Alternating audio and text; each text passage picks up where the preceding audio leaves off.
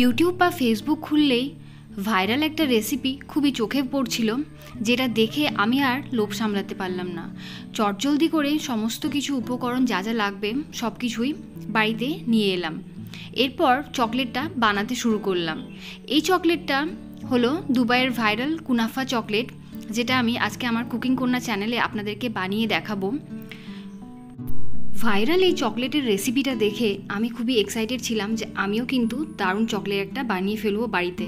আর আমার কাছে কিন্তু কোনো মোল্ড ছিল না, তো মোল্ড ছাড়াই কিন্তু এই রেসিপিটা আজকে আমি বানাবো ভেবেছিলাম। রেসিপিটার প্রথমে আমি আপনাদেরকে দেখালাম ডাবল বয়লার মেথডে। আমি কিন্তু দুই রকমের চকলেট, মিল্ক চকলেট এবং হোয়াইট চকলেট আমি গলিয়ে নিলাম। এরপর পেস্তা বাদাম গ্রাইন্ড করে নিলাম।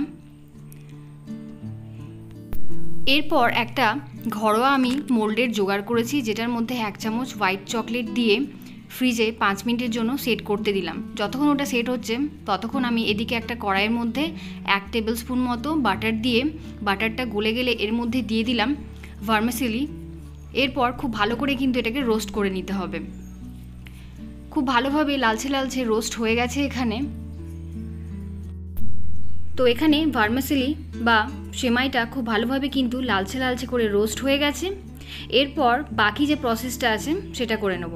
এখন দেখুন এই হোয়াইট চকলেটটা সেট হয়ে গেছে। এরপর এখানে মিল্ক চকলেটটা আমি ছড়িয়ে দেব।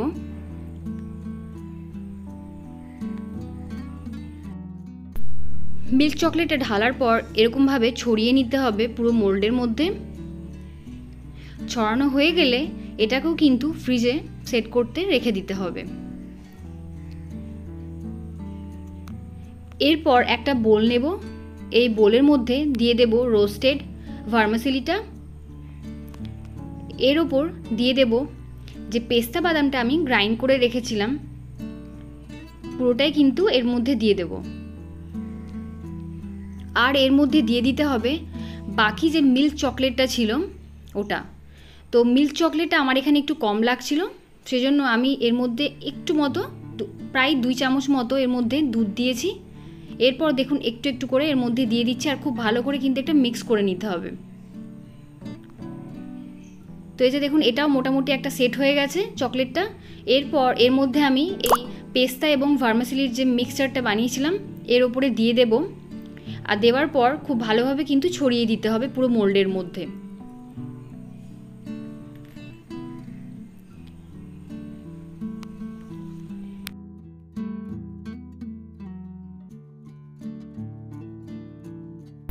লাস্টলি এই মিল্ক চকলেটটাও ওপর থেকে ছড়িয়ে দেব।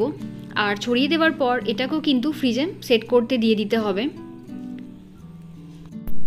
প্রায় আধ ঘন্টা মতো আমি এটাকে সেট করতে দিয়েছিলাম। তারপর যখন বের করলাম দেখলাম এটা কিন্তু পুরোপুরি সেট হয়নি, কিন্তু কিছু করার ছিল না। বাড়িতে যেহেতু লোডশেডিং ছিল তাই আমি এটাকে আবার কিন্তু সেট করতে দিতে পারিনি ফ্রিজে। আমাকে এরকমভাবে আপনাদেরকে দেখাতে হলো। এটা যদি ভালোভাবে সেট হয়ে যেত তাহলে কিন্তু খুব ভালোভাবে এটা বের হয়ে আসতো। তো যাই হোক, এটাকে হাত দিয়ে আমাকে এরকমভাবে বের করতে হলো। তো যাই হোক, দুবাই না গিয়েই বাড়িতে বসে কিন্তু এরকমভাবে দুবাইয়ের ভাইরাল কুনাফা চকলেটটা আমি ট্রাই করে দেখলাম, যেটা আমার খেতে মোটামুটি লেগেছে। এটা যদি ভালোভাবে সেট হতো তাহলে মনে হয় আমার এটা আরও ভালো খেতে লাগতো। তো আজকের ভিডিওটা এখানে এন্ড করলাম।